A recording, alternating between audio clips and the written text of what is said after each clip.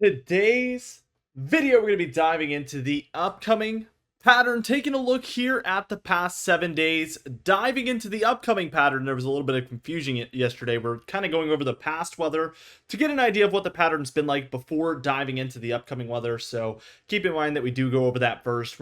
This isn't a video that's coming out later than it should. This is September 18th today, so just to clear up the air there, we're going to be going over some major storms, including some tropical activity that we're watching very, very closely, and potentially our next Arctic blast here in the eastern United States towards the end of September. So there's a whole lot of exciting things to go over today. Now, before we dive into things, be sure to check out Prestige Weather, where we're going to be doing a 99-cent for your first month deal once more. It's only $5 typically, but we're doing only $1 for your first month. That's an automatic discount, so you don't even need to put a code in.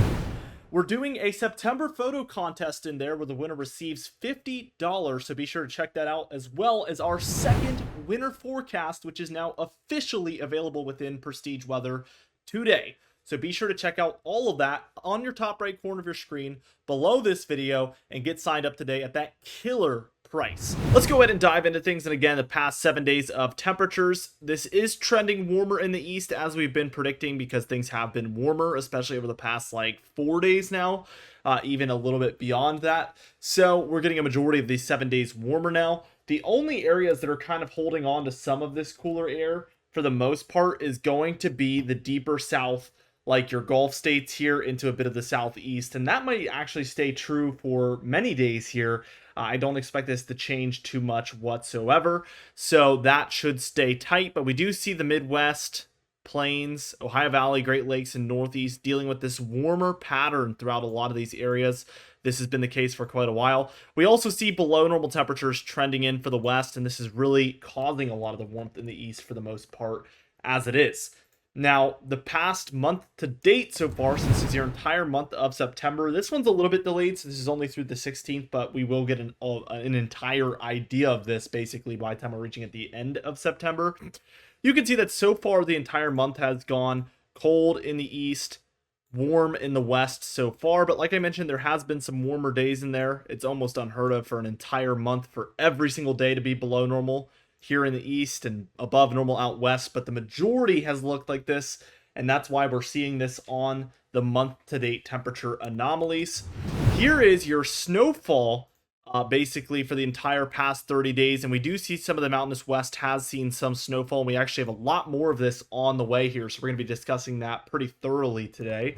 Here's the precipitation over the past 14 days overall. We do see some above average amounts for some of the mountainous west especially, and then for the deeper south. But the new addition here is this Carolinas area where we've seen this tropical low move on shore, and I do anticipate that a lot of Virginia, West Virginia, some of the mid-Atlantic as well, will move into this above average category as well once we add the 18th and 19th here. So, and this is only through yesterday morning, Tuesday, September 17th at about let's say 8 a.m. So this will be increasing quite dramatically here over the next day or two. So keep that in mind. Let's dive into the upcoming pattern though. And we do see that by the time we reach tomorrow afternoon, we do still have some showers associated with that low that was overhead. So we do see a lot of the mid-Atlantic and southeast dealing with some showers here, as they pretty much have been due to that, again, pretty intense tropical low that we've been dealing with. We also see here that we have a stronger low over south central Canada, and this is bringing some thunderstorms, especially to Minnesota, Iowa, Missouri by the time we're reaching tomorrow, so keep that in mind. And then we do see the Sierra Nevadas dealing with some rainfall in the lower elevations. It's still pretty high elevation, obviously, but the higher elevations out there are seeing some snowfall. So again, mountainous snowfall is going to be a big trend here today. By the time we reach Friday on September 20th, this is 2 days from now, we do see some showers left over for the southwest, but it's relatively quiet out west and really the same out east. We have a weaker low off of the mid-Atlantic and northeast, bringing some showers on shore. There is some showers for the Great Lakes as well, and there's some showers in between kind of scattered about, but for the most part, it is a quieter day for a majority here of the nation. Now, as we just move on and take a look here at Saturday on September 21st, what we're seeing here is plenty of precipitation. So a big change here. We are seeing showers and thunderstorms throughout the plains and the four corner states here, as you can see. Not only that, we do have a low overhead for south central Canada, which is bringing precipitation up there, and for some of the Midwest as well. Now, the east, we do see a sporadic shower or two, but nothing too concerning as of now. This will just kind of aid in bringing more precipitation that is definitely much needed for a lot of these folks here, obviously. Now, as we just move this on, and take a look here at September 22nd. Well, let's kind of take a look in between here. This is 11 a.m. on Sunday, September 22nd. And we see heavy snowfall for the Colorado Rockies there. So that is going to be, again, aiding in those snowfall amounts that, again, we've been talking about have been, for the most part, above average. And we are expecting more of that here over the coming days, including here on Sunday morning, September 22nd. That is 11 a.m. Eastern time, by the way, so this will be a bit earlier in the West, but still, during that morning time, that's kind of what you can anticipate. Now, as we take a look eastward here, we do see heavy showers and thunderstorms taking place here for the plains, Midwest, and then we also have this low for south central Canada, which is bringing some impacts as well. By the time we reach Monday afternoon here, what we see is this low has moved eastward over the Midwest, and we see a cold front trying to develop, a little bit of a warm front look here to the east, and this is bringing some showers to the Great Lakes and Ohio Valley especially. We also see some showers around for the Rockies. This will be in the form of rainfall for lower elevations, and you guessed it, higher elevations could see some snowfall from this one, as we've been talking about. So this is definitely something that I'm tracking, something very interesting. And yeah, we've seen quite a bit of snowfall this fall so far for these mountainous areas, and the rich get richer here, as we're going to be seeing more of this on the way here very, very soon. All right, now let's go ahead and take this towards Tuesday on the 24th, and we see everything is pretty much moving eastward. We do see another round of southern Rockies snowfall for Colorado, maybe even some of Wyoming, and then down through New Mexico. So some snowfall tacking on now by this point. We saw some the weekend prior, and now we're seeing some for this midweek time frame, kind of early to midweek time frame. So definitely going to be interesting. Let's take a look eastward. We do see some thunderstorms popping up for the southern plains like Texas and Oklahoma due to this as well. We do have a low pressure system there over New Mexico, which is really causing a lot of this. Your jet stream currently is actually ridging over the west, troughing over the central, and then ridging over the east, which is almost the opposite if you've been paying close attention to our videos of what we have been seeing. Very interesting. Now, as we take a look eastward, we do see some heavy Great Lakes and Ohio Valley and eastern Canada rainfall taking place, which again, that's another dry pocket here that definitely could use the precipitation. As we move towards Wednesday on September 25th, we see some heavier precipitation building for the south central states. Keep in mind that when the jet stream is charged up like this, inverted, and really quickly ascending to the north here, you could expect to see some of this precipitation really shooting northward here through the Ohio Valley, through into some of the Great Lakes and Northeast as well. So we're going to be watching these areas very closely. We also have a tropical low trying to form here over the Gulf of Mexico, and you can tell there is tons of moisture available for this one. Not only that, we also have very, very warm waters here in the Gulf of Mexico as well. So all of these things are kind of leading me to believe that this low is going to really move straight northward for one thing, which isn't too surprising.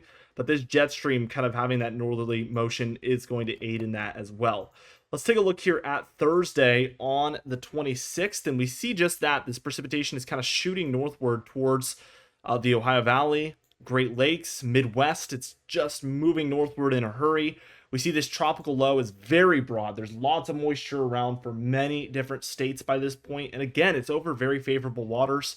I mentioned this yesterday, but do not trust a late season tropical system in the Gulf of Mexico. That tends to be a red flag almost every single time and can lead towards very impactful things. Now, we don't get too much development on this particular model run. This storm is moving generally kind of like northwestward here towards Texas, but it stays relatively weak.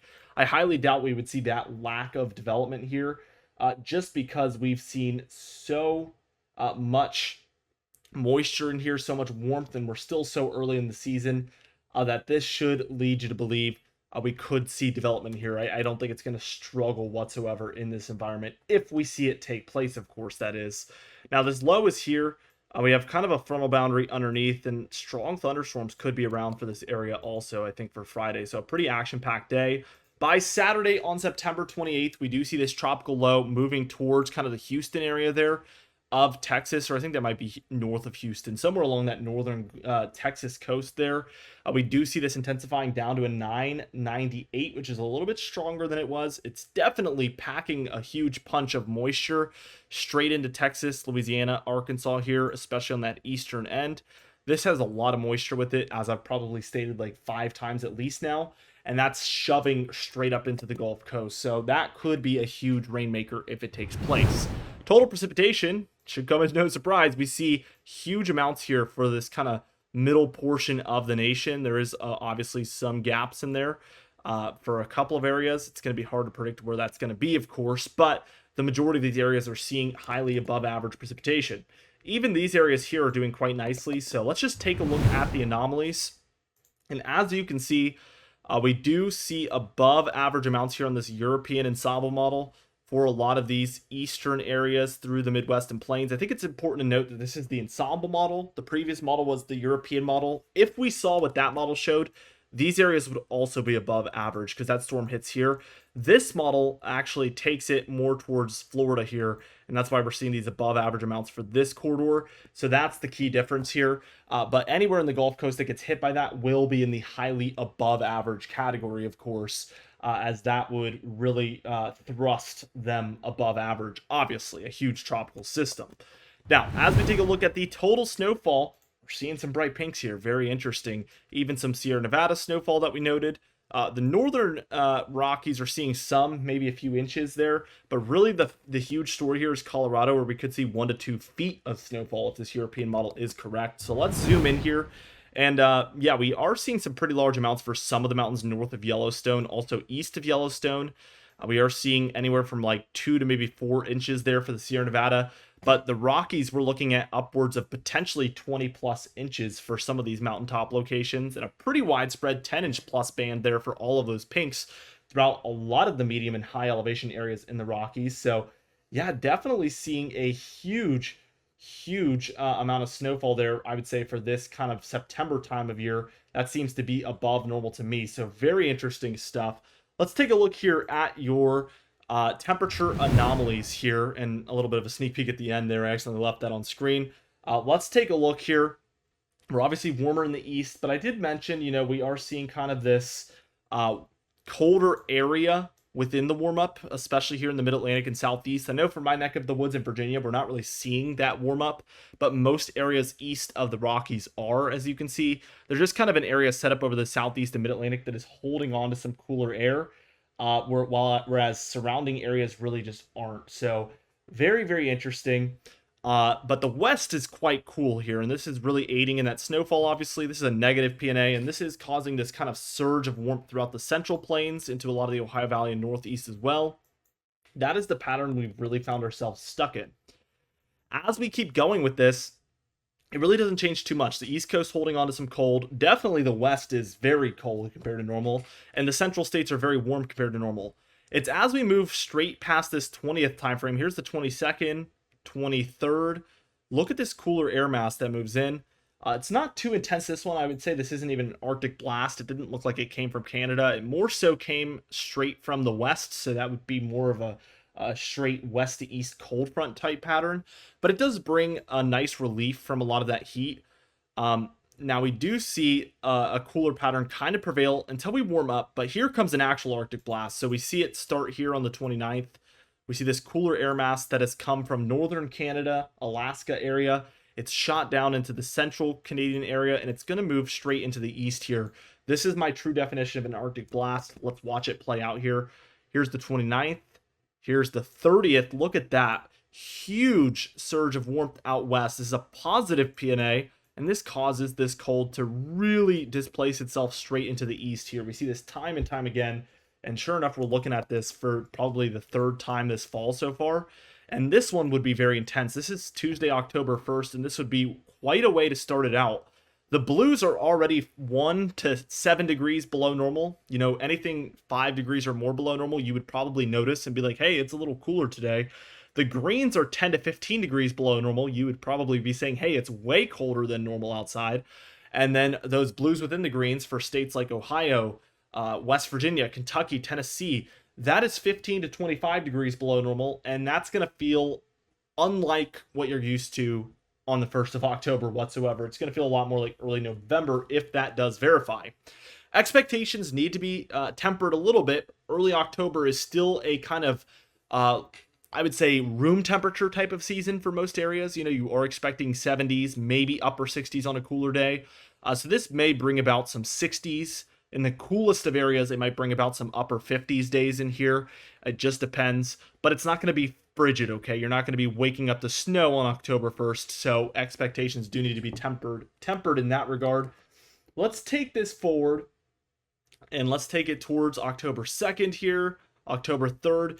We actually get this kind of resurgence of it. It's not quite as cool as it was, but it's still around by September or October 4th, better yet. This would be very intense, and it would, like I said, be a very good way to start out October for cool, kind of crisp fall weather lovers. Very interesting stuff, and we continue to see the warmth out west, so this could have some ability to sustain itself for quite a while, in my opinion, if it verifies. It's very far out. Keep that in mind. We do have some long-range guidance that does kind of agree. Here's the 19th through the 24th on our CFS model. Here's the 24th through the 29th. Again, a little cooler in the east, nothing to write home about. A little bit of a west to east cold front here, perhaps, through this time frame. But as we move from the 29th through the 4th, what we see is a dramatically cooler pattern here in the east, which is right in line with what that GFS model was suggesting. So we are getting quite a bit of agreement here. Here is the 4th through the 9th. We warm up a little bit. Here's the 9th through the 14th, cooling back down. And then the 14th through the 19th, pretty neutral. And then here's the 19th through the 24th. We get another Arctic blast pattern here in the east, according to this long range model from the mid to late October timeframe. This one would be even more intense than its predecessor. Obviously, as we move, 20 days further down the line, as we approach the winter time, your averages will likely be about 5 degrees cooler. So these 10 to 15 degree below normal amounts are really going to be 20 degrees below what the average is in early October. I know it starts to get confusing, but your actual averages are lowering at the same time as we're seeing these long-range cooldowns. It's going to make it even more dramatically different than things are now. Hope that makes sense. I know it's confusing. 24th through the 29th, we get kind of a warm-up here, but the East Coast holding on to some of that cooler air again. And then we're certainly warming as we reach that late October, early November timeframe. But again, very far out. Here's the next 30 days overall. Some of this warmth really causing these areas to look neutral. We see this big warm-up and then a big cool-down. It kind of evens out for some of these areas. But the Gulf and East Coast do hold on to some of that cooler air through the warm-up. So once that cool-down comes through, it'll bring about an average that is just below average for the most part all the way through from September 19th straight to October 19th. And look at this, out west, a little warmer. So again, that positive PNA kind of aiding in some of this cooler air looking more likely. Here is the tropics, 7-day graphical tropical weather outlook. We do now have an area of chance here of cyclone formation in that southern Caribbean into the southern Gulf area. Currently a 0% chance over the next 48 hours, obviously, as we don't expect development overnight here. But we do expect a 30% chance of development over the next 7 days. So that's something that we're going to be watching very closely. And if this does look to verify, we should see these odds start to increase. We do see this one out in the middle of the Atlantic, and I think this is the remnants of our previous tropical storm. Yeah, Gordon there, remnants of Gordon. So this one actually has a 20% chance of development, I guess I should say redevelopment over the next 48 hours, and then a 50% chance over the next 7 days. So Gordon could be making a comeback out there as well. Let's take a look here at some of your spaghetti model guidance. Here's the European ensemble, and we get a lot of members here in the southern Gulf, kind of recurving this towards Mexico. We also get quite a bit towards the southeast, like I mentioned, on this European ensemble model. But nevertheless, some of these deeper yellows and greens and reds are higher intensity storms as far as wind. So we are getting some suggestions here that we could see quite a bit of development and as far as wind and get a stronger storm here. Also, we need to be watching this Atlantic area as we have another wave maybe coming off of Africa. Here's the GFS ensemble model, a little more spread out. but we do have many Gulf Coast strikes of very intense systems. We get some central Gulf, some eastern Gulf, and even some heading off the east coast of Florida and impacting kind of the Carolinas. So really, if you're anywhere along the southeast coast or Gulf Coast, you're going to want to be on high alert. A lot of these in the reds and pinks are pretty major hurricanes. I wouldn't say for sure that they would be category 3, but we're looking at 60, 70, 80, 100 knot winds maybe even on some of these model guidance, individual spaghetti models. So definitely something to watch for. Even this wave off of Africa, although it looks to be kind of an ocean storm, not really impacting the United States anytime soon, do intensify quite a bit as well. So some interesting topics coming up in the tropics very soon. Anyway, guys, we do upload every single day, so be sure to subscribe. You can even hit the bell icon for daily notifications when we upload so you never miss one. Be sure to like the video if you did enjoy it, leave a comment down below, and I'll see you guys in the next video.